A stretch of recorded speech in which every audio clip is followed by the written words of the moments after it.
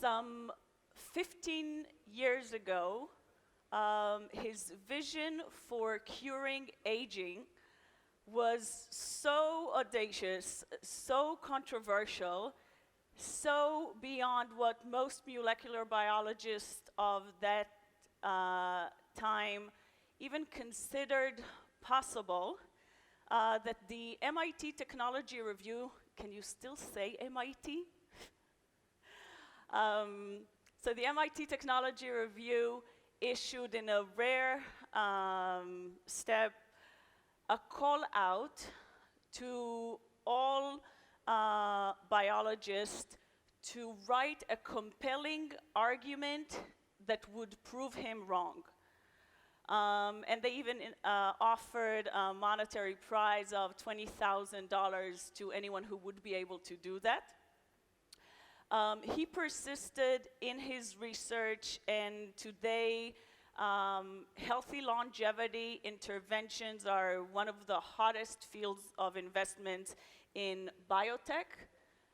Today, he is the Chief Science Officer of Sense Research Foundation. He is the New Technology VP at AgeX Therapeutics.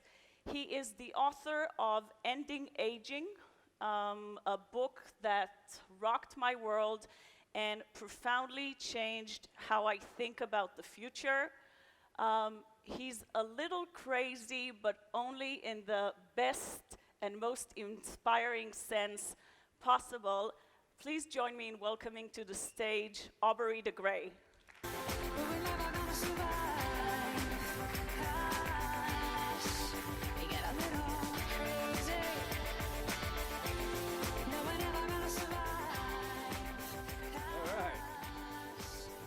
Thank you, Maya. Thank you, everybody, all the organizers, for inviting me. I haven't been to Israel for about 6 or 7 years, so it's great to be back. And I, of course, apologize that I cannot speak to you in Hebrew, but I am assuming that everyone has good English. I will try not to speak too quickly. So I gather that at some point during this speech, I have to throw microphones around. I will ask Maya for instructions at that time. You have one here, and where's the blue one? We can put it back here, so now you have it. All right, we'll figure that out nearer the time. I'll probably ask for guidance. Anyway, right, so I'm going to talk about what Sense Research Foundation works on and why we think that we have a good chance of succeeding in some very ambitious goals over the next little while.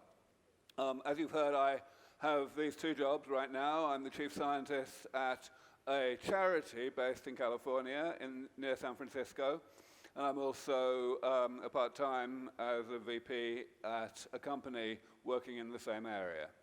I'm going to start by reminding you of the problem that we are trying to solve. And this is just for illustration. This is American statistics, but it's the same pretty much everywhere. That, of course, life expectancy has been going up over the past century or two. And the rate at which it has been going up has changed from decade to decade, but it's still going up in most places anyway. And this is, you know, a cause for celebration, because the reason why it's happening is that we are getting better and better at stopping people from dying early in life. Especially until roughly World War II, that was pretty much the only reason why life expectancy was going up. We were just reducing the level of infant mortality and mortality in childbirth and so on, which even in the wealthiest countries in the world, a couple of hundred years ago, that used to be more than 40%. Literally, more than a third of babies would die before the age of 1 of things like tuberculosis and so on. And that basically doesn't happen anymore in the industrialized world. And it happens less and less, even in the poorest countries in the world. There isn't a single country in the whole world now that has a life expectancy less than 50. And if you take out sub-Saharan Africa, then there isn't a single country below 60. So really, this is fantastic. But, of course, people still get sick. It's just that now they get sick late in life. And the types of way in which they get sick are different, of course. Whereas tuberculosis or diphtheria or whatever would tend to kill you quickly, or else you would recover, the situation late in life is that these things are chronic, progressive conditions that go wrong with us, and they just get inexorably worse and worse. And that, of course, has enormous economic consequences. This is, again, I'm just using American statistics for illustration, but it's the same basically everywhere. So here, I'm just looking at a span of 50 years, from 1960 through to 2010. And the red line is the trajectory of the American economy, the GDP in America over that period. The blue line is the trajectory of medical expenditure in the USA during that same period. And if you look at it that way, it doesn't seem particularly scary. The blue line is nicely less than the red line, of course. But if you divide the red line by the blue line, then you get the green line, and that is terrifying. Basically, the proportion of the American economy that goes on medical care has risen in just 50 years from 5% all the way to 18%. And again, as I say, it's the same in pretty much every industrialized country, and this is why people are terrified that Social Security is going to go bankrupt and so on. So, you know, this is a really bad problem economically, even forgetting about the suffering that the health problems of late life cause. So we should really start by saying, okay, what is the challenge here? What is the goal? And I'm going to start by telling you what the goal isn't, because people get terribly interested in the fact that I think people are going to live a very long time in the future. They focus on longevity a lot, and that has some problems. I'll come back to some more of those problems later on, but the fact is that you've got to remember longevity is just a side effect. It's a side effect of health, because if people are mostly going to die from getting sick, right, as opposed to being hit by trucks or whatever, and if people are getting sick less because we're figuring out how to keep them healthy, then they, on average, they're going to live longer. There's nothing wrong with that, but it's still a side effect. You should not be thinking in terms of health as an alternative to longevity. They go together. So now, here's a question. This is a question that's very obvious, perhaps so obvious that we don't ask it enough. This question is simply, why do we still get sick late in life when we don't get sick early in life anymore? Why is it that the medicines that have been so successful in stopping people from dying in infancy or in childbirth or whatever have not succeeded in keeping us healthy after the age of 60 or 70 or 80? I mean, because let's face it, the way that we succeeded in avoiding infant mortality and so on was with really simple medicines. I mean, just figuring out that hygiene is a good idea saved the most astronomical number of lives, right? And then these really simple medicines like vaccines, you know, even mosquito nets, masses and masses of lives. What is the difference? Why is it that age-related diseases have not been amenable to the same kind of interventions? Well, most people say it's this. Don't worry, you're not supposed to be able to read this slide. This is just to illustrate that there's an awful lot of things that go wrong with us late in life. And of course, they go wrong at more or less the same time, which means that they interact with each other, they exacerbate each other. And so many people would say, well, it's just the complexity. It's just that there's so much going wrong with these people who were born a long time ago that all the efforts of medicine are just overwhelmed by the complexity. Now, that is indeed part of the answer. but it's not the main answer. And in order to explain the main answer, I'm going to have to step back a bit and give you a definition. I'm going to tell you what aging is. Now, first of all, it's crazy that I should have to do that. I mean, aging has been the main preoccupation of humanity since the beginning of civilization. You know, so you would think we would have come to an agreed definition of it by now.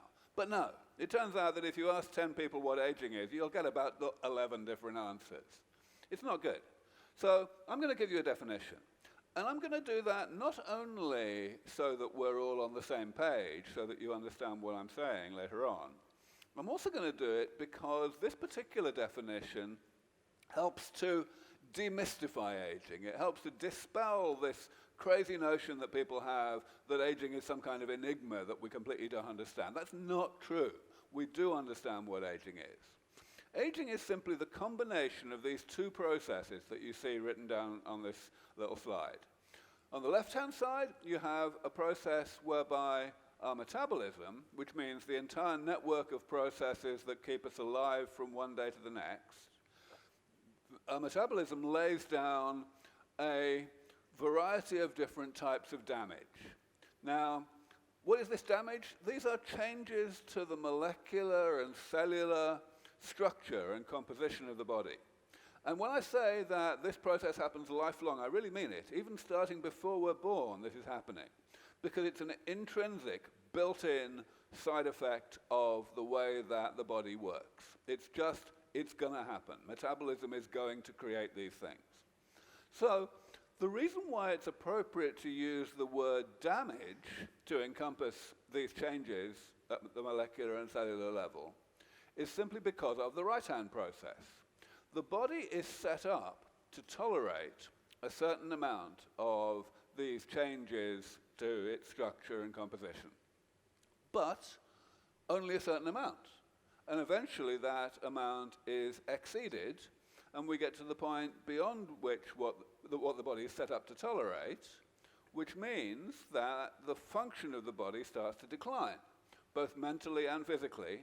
And that, of course, is what we mean by the pathologies of late life. So that process only starts late in life, in our 60s or 70s, when the damage is more than what the body is set up to tolerate. And that's ultimately what aging is, the combination of those two processes. So when we talk about the idea of medicines that would combat aging, what we mean, very simply, is medicines that destroy this pathway, this linkage between metabolism, on the one hand, and pathology. If we can break that link, that chain, then we will stay healthy even if we were born a long time ago. So now, there are various ways that we might go about that. And the overwhelming majority of effort that humanity has put into trying to do this so far, over the past century or more, is by what I'm going to call geriatrics, geriatric medicine. Geriatric medicine is all about directly attacking the pathologies at the end of the chain, trying to eliminate them from the body, just in the same way that one might use a vaccine to try to eliminate an infection. And it's trivial to see immediately from this simple little diagram that that's a really brain-dead way of going about this. Because look, what you're trying to do with geriatric medicine is to eliminate the consequences of something that's accumulating, namely this damage I'm talking about. You're trying to eliminate the consequences of something that is getting worse. So in other words, by definition, geriatric medicine is bound to become progressively less effective as the person gets older and has more and more damage. It's just so obvious that this is never going to work. So the next question I've got is, why has humanity remained so wedded to this idiotic approach? And one answer you might think is, well, maybe there isn't any alternative, and we'll see shortly that that's not the case. But the other one is simply confusion about the definition of aging, which I mentioned earlier. So here is the answer that most people would give if you ask them, in what ways can somebody get sick? Most people would say, well, okay, let's see. There's infections, that's column 1 here. Then there's genetic diseases that small numbers of people inherit from their parents, that's number 2. Then there's the big one, the chronic progressive diseases of late life, such as Alzheimer's or most cancers or atherosclerosis, osteoporosis, all those huge list of things that I put up a number of slides ago. And then most people would say that way out in the stratosphere, there's this fourth category of sickness called aging itself, which is somehow natural and universal and inevitable and so different from diseases of any kind that the implication is that it's kind of off limits to medicine, right? You know, it consists of these rather poorly defined things like frailty. That's how most people think of the ways in which somebody can get sick. And it's completely wrong. Or, to be more precise, it's very nearly completely right, but the thing that's wrong with it is a really important thing. This is the corrected version of that table. And if you look closely, you will see that all the columns are exactly the same as in the previous version. The only thing that I've changed is where I put that big black line. That is a really important correction. It tells you 2 things that you've absolutely got to understand about aging. First thing it tells you is that the things in column 3 are nothing like the things in column 1. Nothing at all. And that, of course, is another way of explaining why there is no reason why we should expect the things in column 3 to be addressed by the same kind of medicine that has been so successful against column 1. But the other thing, which is perhaps even more profound and fundamental and important, by moving the black line, emphasizes that there is essentially no difference between column 3 and column 4. In fact, biologically, there is absolutely no difference. The only difference is semantic, that column 3 is the aspects of aging that we've chosen to give disease-like names to, and the ones in column 4 are the ones that we haven't. That is all.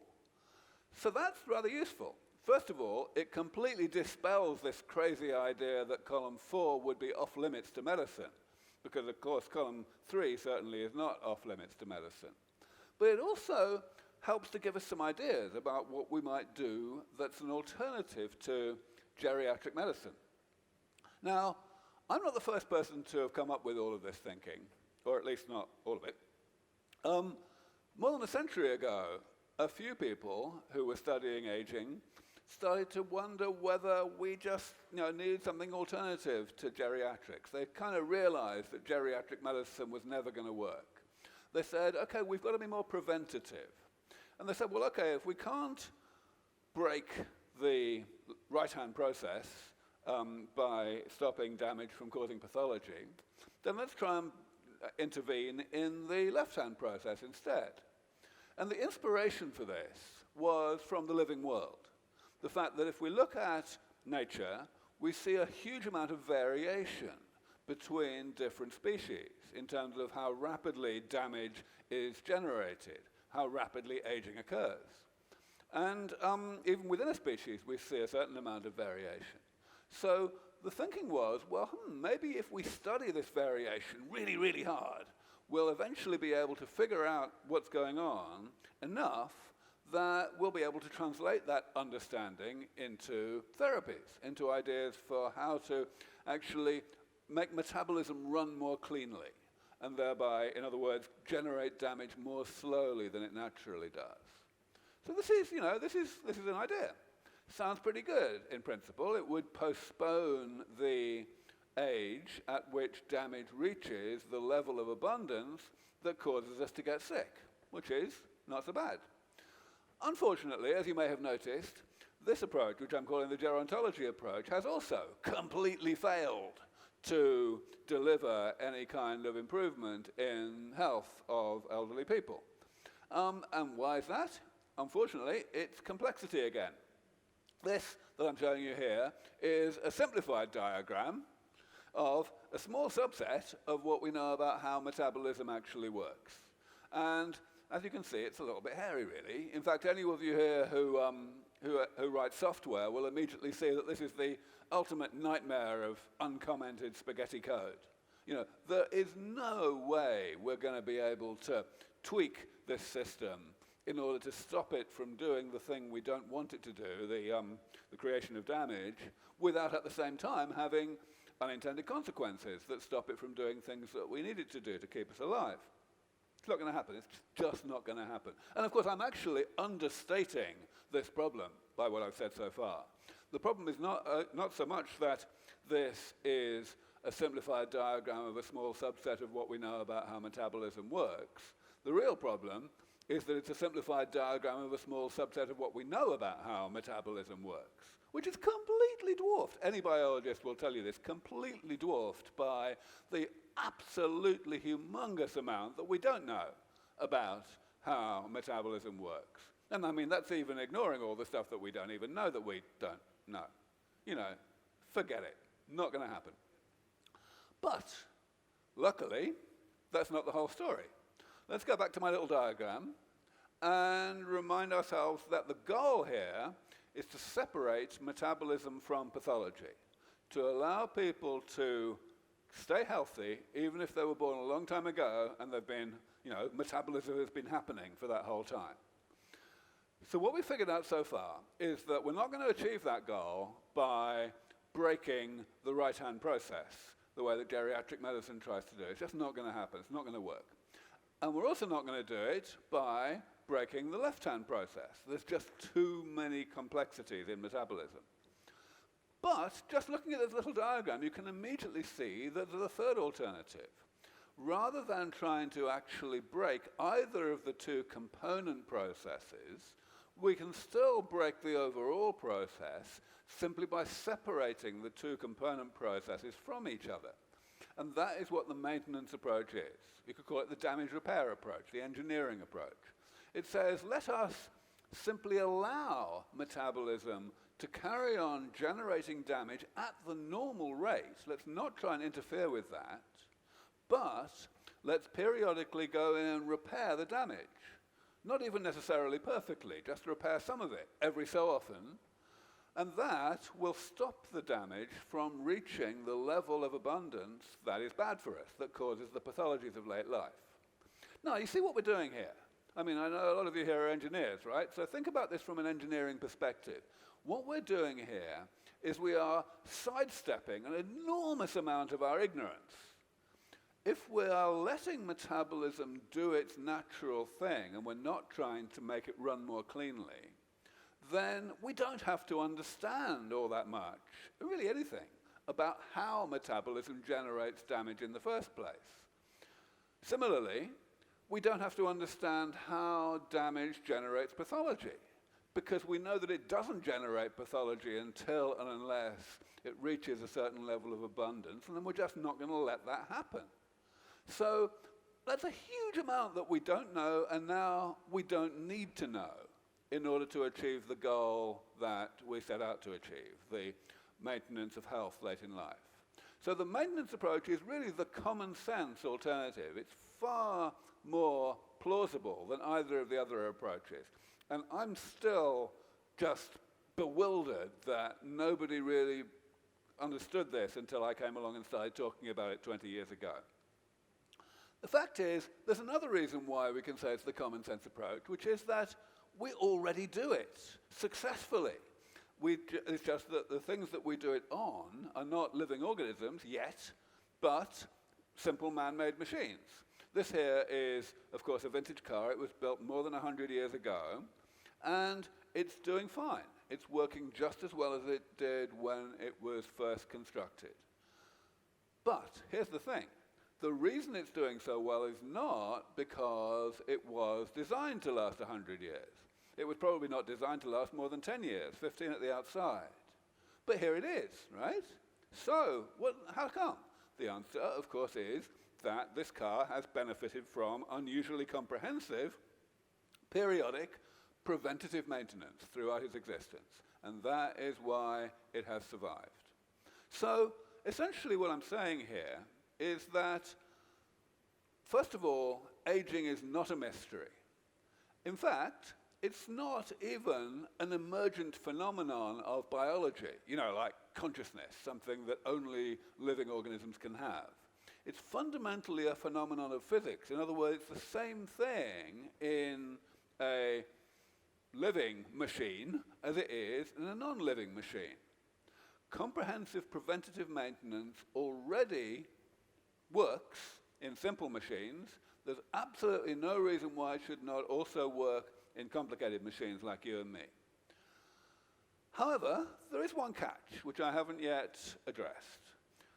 If the body is so complicated, its metabolism is so viciously complicated, and the pathologies are also so nastily complicated, then would we not expect that the damage in the middle is also really, really complicated? That would be a bit of a shame. It would mean, essentially, that even though the damage repair approach is the common sense approach, nevertheless, it's not going to work. In practice, we're not going to be able to implement it. Luckily, however, that seems not to be the case. Now, I am not going to try and tell you that damage is simple.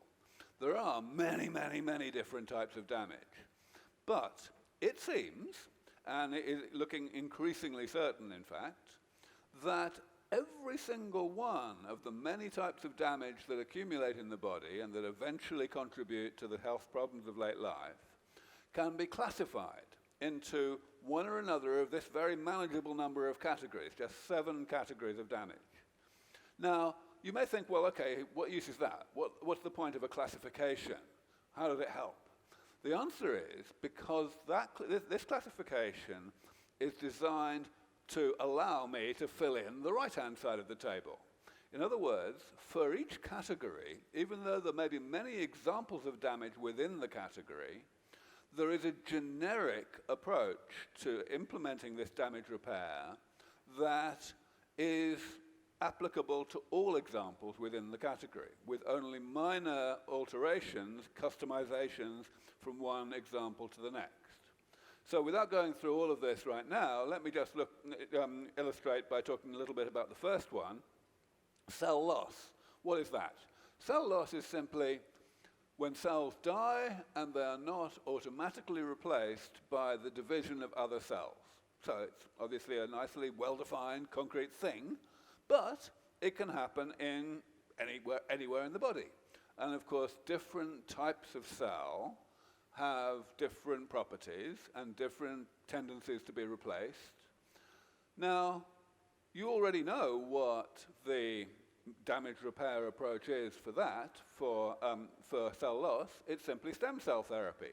That's what stem cell therapy is. We prepare cells in the laboratory into the right state so that we can inject them into the body and they know what to do, to divide and to differentiate, to transform themselves into replacements for the cells that the body is not replacing on its own.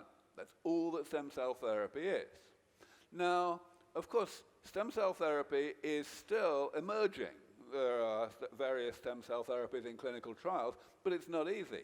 And the reason it's not easy is because there's lots of details to get right. And so you may think, well, okay, so what? So the point is that some stem cell therapies are now in the clinic, they're pretty much working, and that means that developing the next stem cell therapy is much easier and much faster than developing the first ones, because we can take advantage of everything we have learned about how to do it. Different stem cell therapies have differences in detail, but all stem cell therapies have a great deal in common.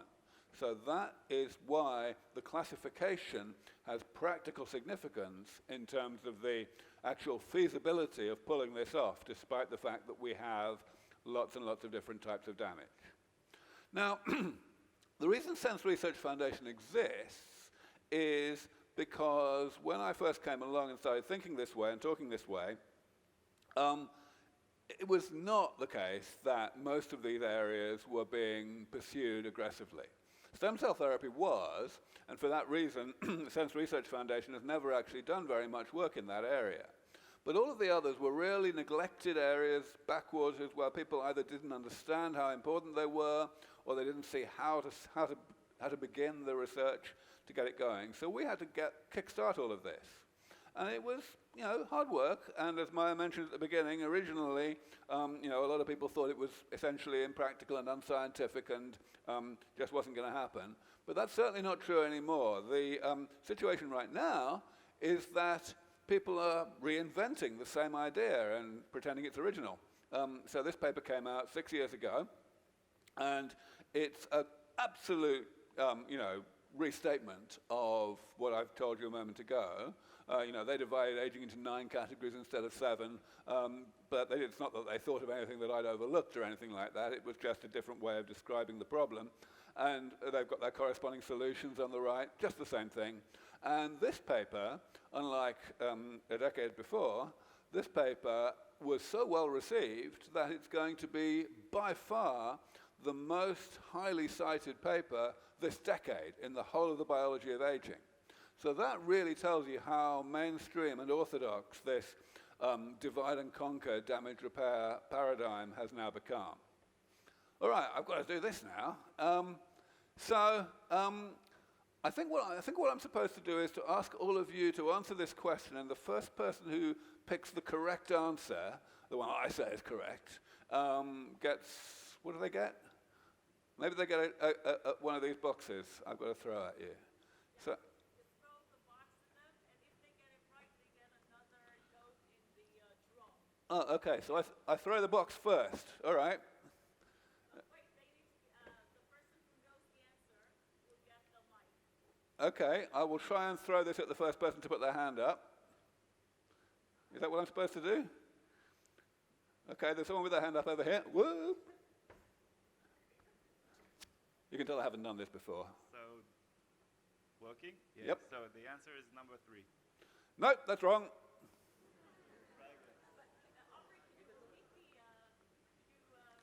He said the answer was number 3, and that's wrong. I think the answer is number 1. And you know what? That's also wrong. He said number 1. Someone throw it. Go on. Whoa! I have no idea how you got that right. Yeah, I mean, think about what I just said, because actually, this is something I'd really like you guys to understand. The classification is what matters. As I've said, damage is pretty complicated. Within each of those 7 categories, there are lots of different lots of different examples. So I just used the example of stem cell therapy. We might have to do 50 different stem cell therapies to replace 50 different types of cell that are not being replaced automatically. That's not very simple, right? But the fact that we've got this classification allows us to capitalize on initial successes in 1 or 2 examples of stem cell therapy to build on it to get the next one and the next one working a lot more quickly. So it is the classification that matters. All right, so what we've achieved over the years, over the past decade or more at Sense Research Foundation, is really quite a lot. I'm rather proud of this. So we don't publish as much as your typical research group because we don't need to. Most people have to publish a great deal in order to get their next grant applications funded and so on. And that actually is a bad thing. It means that people work on low-hanging fruit that is not necessarily the most important work. And we don't have that problem because we are funded entirely by philanthropy. But still, we publish a fair amount. This is just a small selection of what we have put out in the academic literature over the past several years. And I mention these ones particularly because they are examples of really big breakthroughs that we guys made, that we were able to achieve in terms of essentially unblocking completely stagnant areas of research that everyone had just given up on because they were not in a position to work on difficult things for a long time. So we're very happy about this. And it's gone a little bit further. So as Maya mentioned at the beginning, it's not just a philanthropic exercise anymore. Over the past 4 or so years, we have succeeded in spinning out a lot of our projects into startup companies that have been able to attract investment money rather than just philanthropic support. And of course, it's a lot easier to get investment money. Of course, these are early stage companies for sure, so investing in them is very much high risk, high reward, but we have a very rapidly increasing network of investors out there who are comfortable with doing that. They don't like giving money away, but they are very down with the idea that aging is a bad thing and we should fix it. And if they can make a bit of money out of it, or even have a small chance of making a lot of money out of it, then that works for them. So this is the list at the moment of companies that we've spun out. This is a much larger list of companies that have sprung up independently of us, but doing very closely aligned work in the whole damage repair paradigm. And this is an extraordinarily incomplete list. For a while, I actually tried to keep it up to date, and eventually I started having to reduce the font size on that second bottom line, and then I just gave up, because luckily one of the more active investors in this space has recently done the enormously important public service of creating a little website listing all the companies in this space with a little bit about them. You can see the URL at the bottom right there, and even that list is hard to maintain. It's well over 100 companies now. Now, you may be thinking, well, okay, that's good. This sounds as though Sense Research Foundation is in a position quite soon to, declare victory and leave everything to the private sector. And I would like to say that, that might happen in the long run, but it's not going to happen tomorrow. And the reason it isn't is because even though several of our projects have reached a point of investability, quite a few of them have not, and those ones are just as important. As you can see from the way that I've described the damage repair approach, it's very much a divide and conquer approach. Any one of these 7 types of damage can kill you on its own, on schedule more or less, however well we fix all the others, which means that we cannot leave anything behind. We cannot let anything be neglected. And so the foundation remains focused on pushing forward the most challenging, most difficult, but equally vital areas of biomedical research to move those projects to a point where investors will be able to carry them the next step. All right, here's my next question. I haven't told you the answer to this yet, so this is a little harder. Who wants to have a go? Of course, this is just my personal opinion. There's someone over there. I'm going to try this. Woo! Two rows behind. 3. Wrong. He said 3. 2. Yes, 2.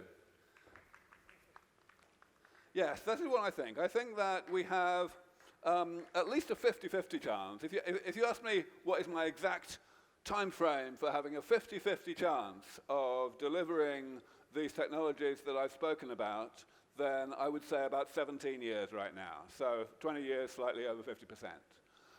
Of course, this is extraordinarily speculative.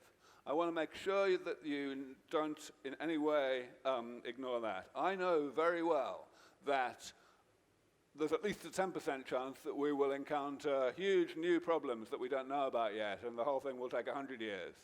But I think we've got at least a 50 chance of getting there in 20 years.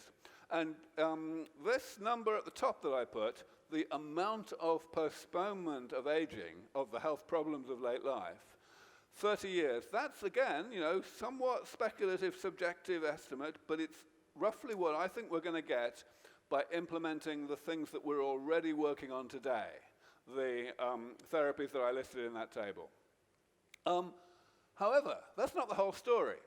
So these are rejuvenation therapies. Damage repair means rejuvenation. It means not taking people who are kids or young adults and keeping them at the same age, biological age that they are, or slowing down their aging. This means taking people who are already late in life, in their 60s or 70s maybe, and actually fixing them up so that they become biologically younger, decades younger than they were before they came into the clinic.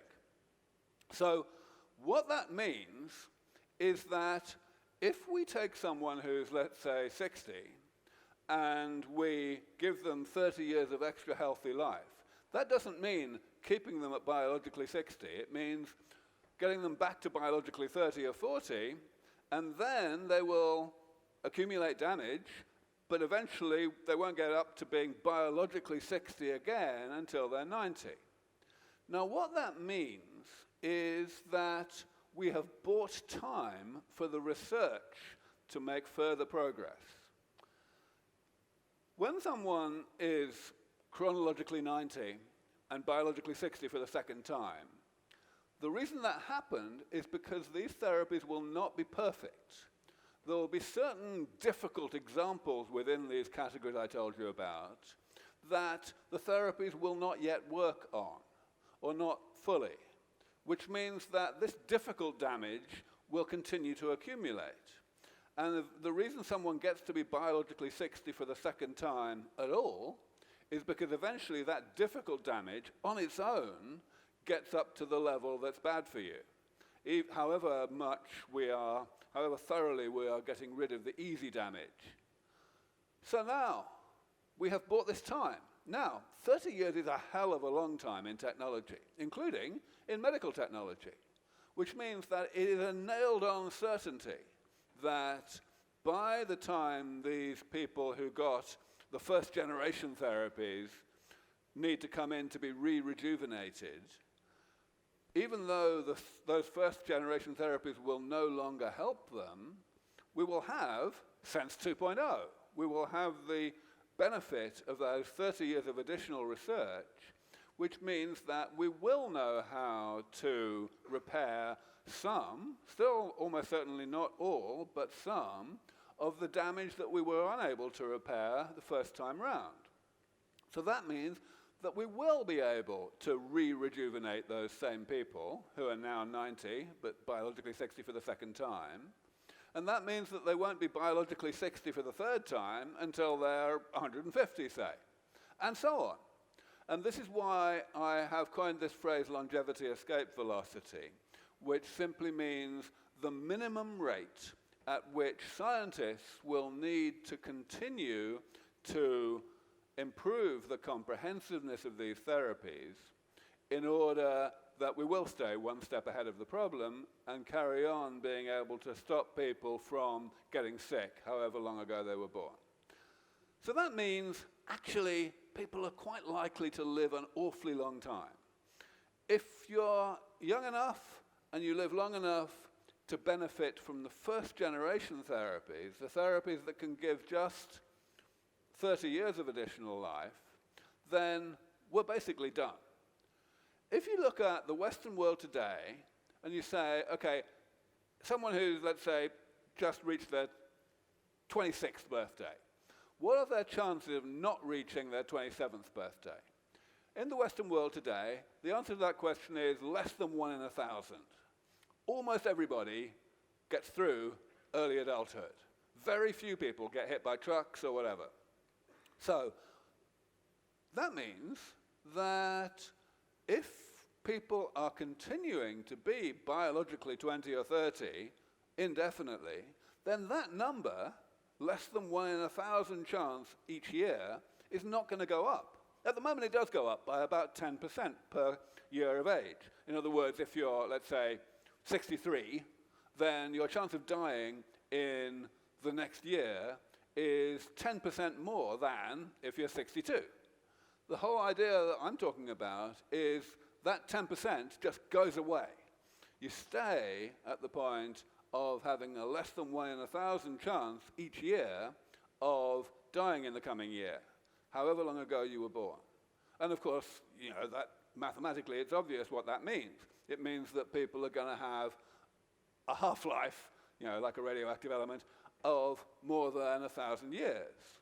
And actually, that's a very conservative estimate because it ignores the fact that at the same time, we're going to be bearing down really rapidly on the risk of death from causes that don't have to do with how long ago you were born, like the trucks I've been mentioning.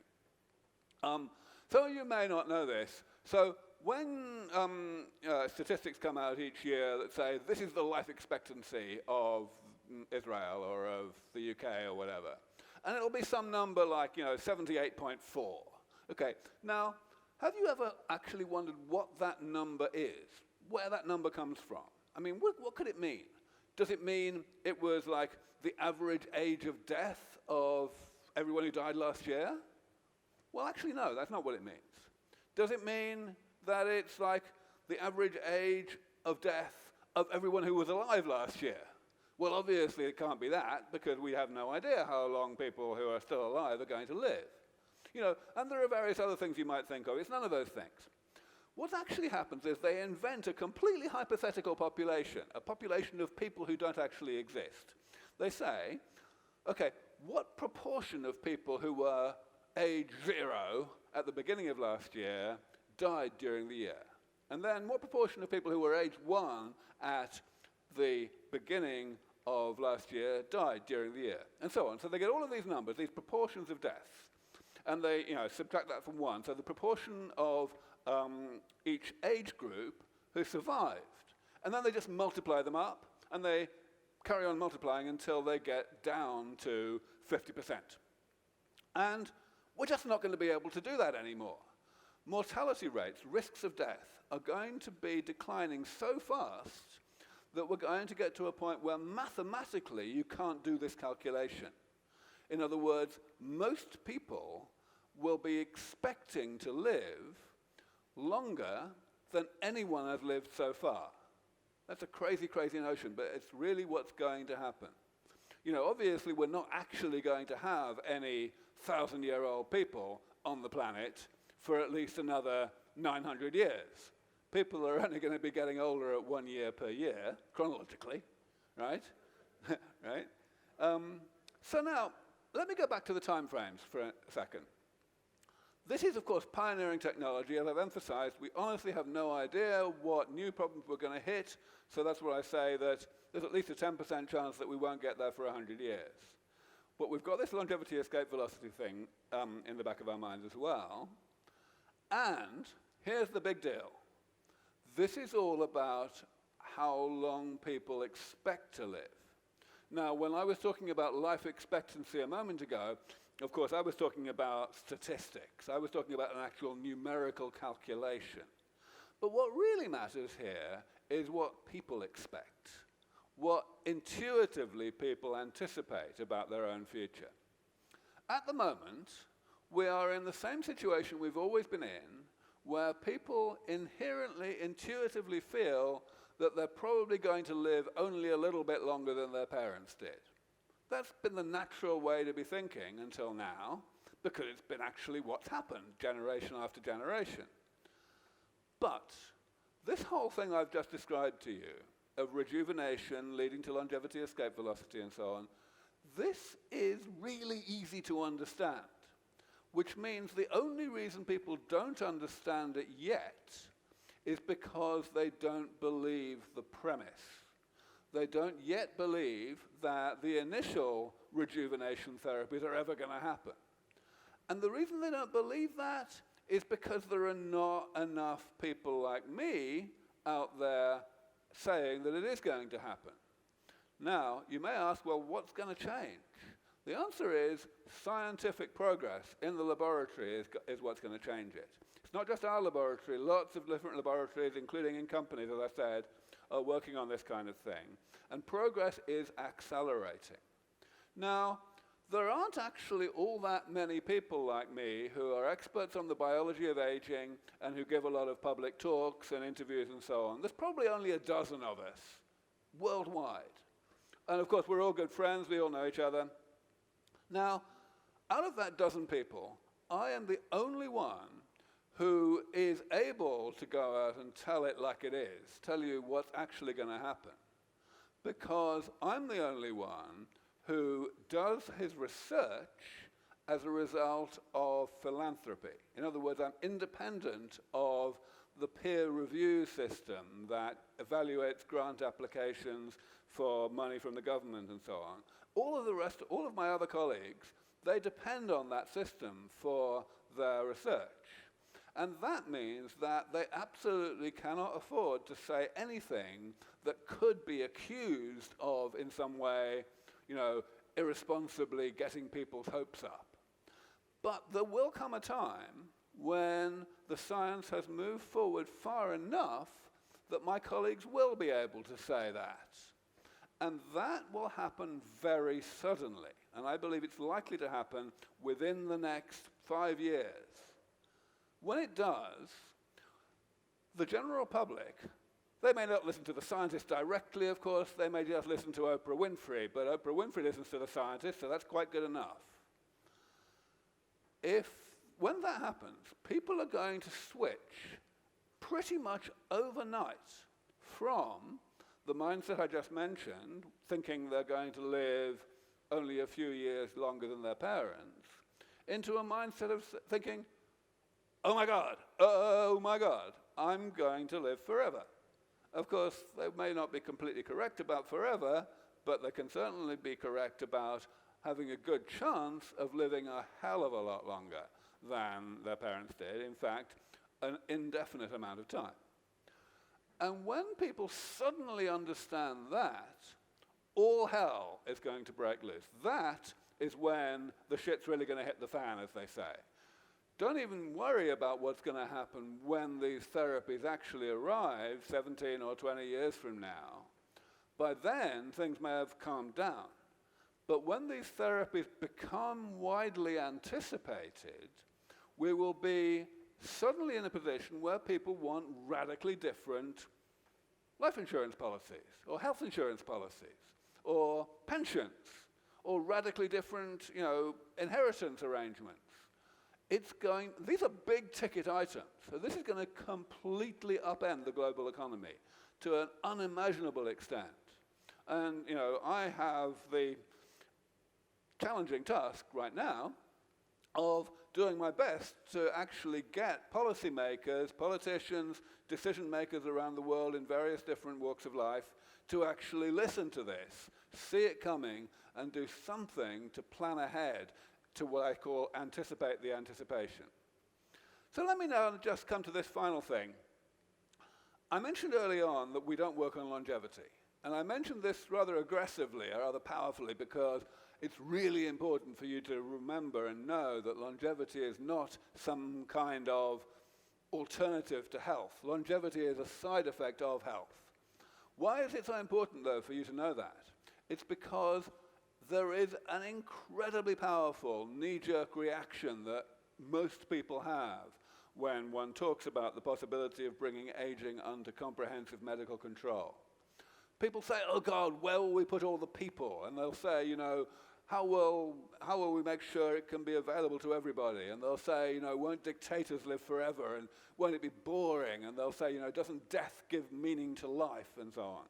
Now, the thing is, people don't say that kind of thing if you talk about curing Alzheimer's disease. They just don't. Somehow or other, this mindset, this idea that aging is somehow completely different from the so-called diseases of old age is what allows people to come up with these crazy things, these crazy ideas that maybe it would be a bad idea to stop people from getting these health conditions. Of course, these things on the left need to be considered. It makes sense to look at these problems and decide whether they're going to happen, and to the extent that they might happen, how we might alleviate them. But at the end of the day, this is all healthcare. If you actually want to argue that we shouldn't be developing these kinds of medicines because of the risk that we will create new problems as a consequence of solving today's problem, then you have to ask yourself, does that make sense in terms of sense of proportion?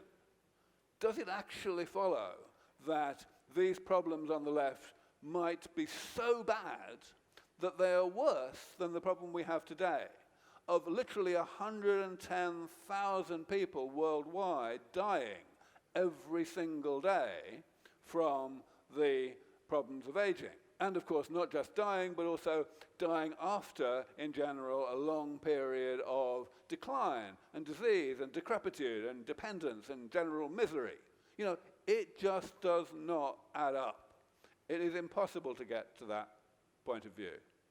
So I'll stop there and just mention I wrote this book. I won't quite stop, actually, because I've got one more question coming up, that I wrote back in 2007.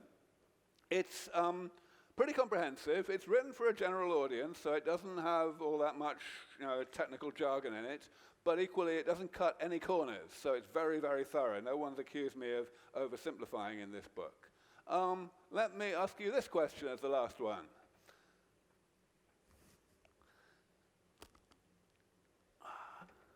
All right, come on, hands up.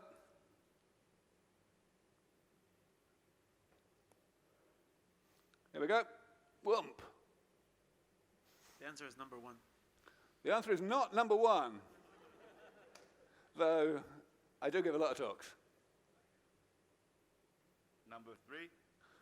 And the answer is exactly number 3, yes. There have been masses and masses of progress. I've only been able to summarize a small proportion of it today.